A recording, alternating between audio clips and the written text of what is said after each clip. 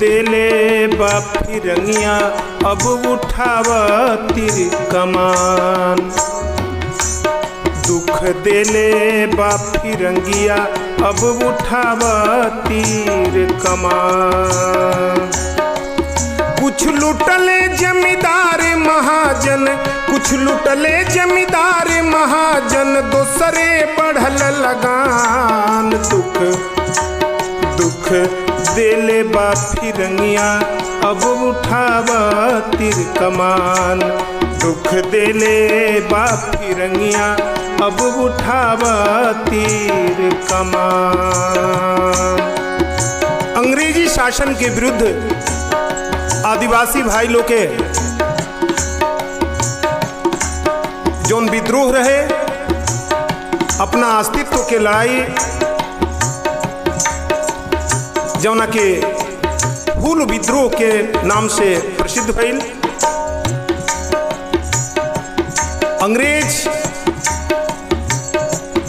अंग्रेज के लगान के मार से आदिवासी भाई लोग जंग छेड़ दिहल लोग अंग्रेजी शासन के विरुद्ध।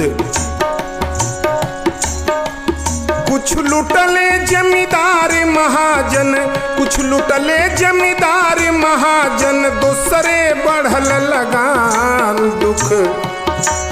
दुख देले बा फिरंगिया अब उठावा तीर कमान। दुख देले बा फिरंगिया अब उठावा तीर कमान। 30 जून 1855 सन मन में ठनले एक हुल विद्रोह के आगाज भई रहे। 30 जून 1855 झारखंड में जौन आज अवस्थित बा भोगनाडीह, वही जगह से उस जंग में जंग की शुरुआत करे वाला, अंग्रेजी शासन के विरुद्ध लड़े वाला जौन वीर सैनिक आदिवासी भाई लोग रहे लोग 30 जून 1855 सन मन में ठनले। भोगनाडीह से सिंह गर्जना तीर कमान पर तनले।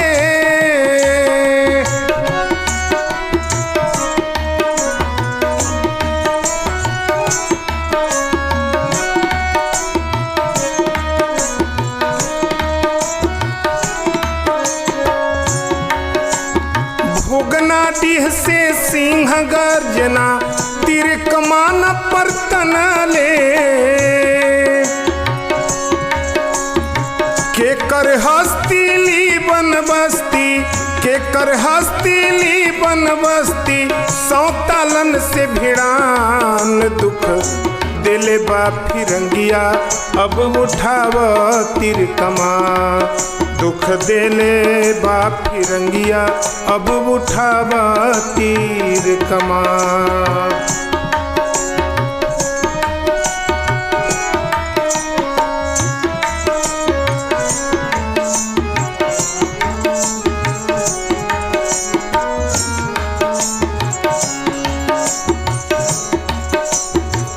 सिद्धो, कान्हो, चान आ भैरव आदिवासी भाई लोग, ये 4 आदमी मिलके पूरा अंग्रेजी शासन के विरुद्ध जंग छेड़ दिया लोग। सिद्धो, कान्हो, चान आ भैरव आदिवासिन के झुंड। सिद्धो, कान्हो, चान आ भैरव आदिवासिन के झुंड। सन सन मारत तीर गिरल कतने गोरवन के मुंड।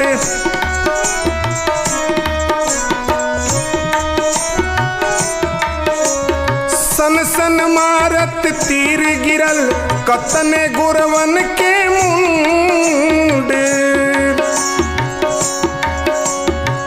जे आइल जमींदार मराइल, जे आइल जमींदार मराइल क्रांति के ह तूफान दुख देले बा फिरंगिया अब उठावा तीर कमान दुख देले बा फिरंगिया अब उठावा तीर कमान।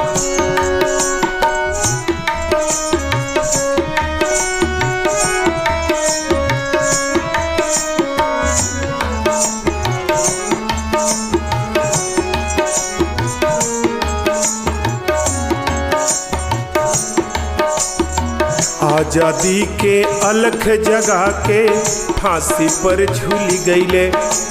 अंग्रेजी शासन के यह बात के बता दिहल लोग कि अब तहार कोनो भारत में जगह नहीं है, भारत हमनी के है, तहार शासन कोनो ना चलिए जा। अंग्रेज के विरुद्ध ललकार के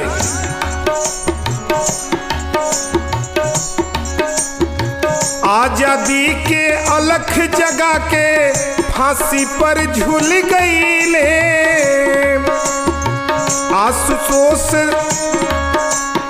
आशुतोष शतकोटि नमन सब अमर शहीद के कईले।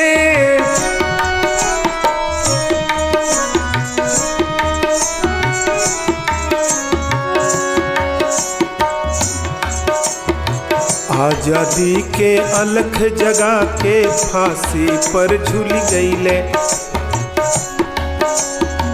आशुतोष शतकोटि नमन सब अमर शहीद के कईले।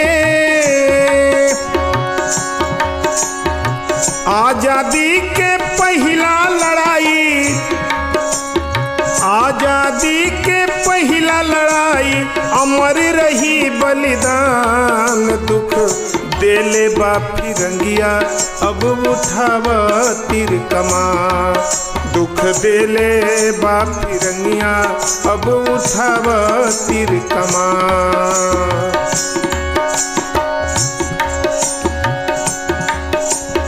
कुछ लुटले जमींदार महाजन, कुछ लुटले जमींदार महाजन दोसरे बढ़ल लगान हो दोसरे बढ़ल लगान दुख देले बा फिरंगिया अब उठावा तीर कमान दुख देले बा फिरंगिया अब उठावा तीर कमान दुख देले बा फिरंगिया अब उठावा तीर कमान दुख देले बा फिरंगिया अब उठावा तीर कमान।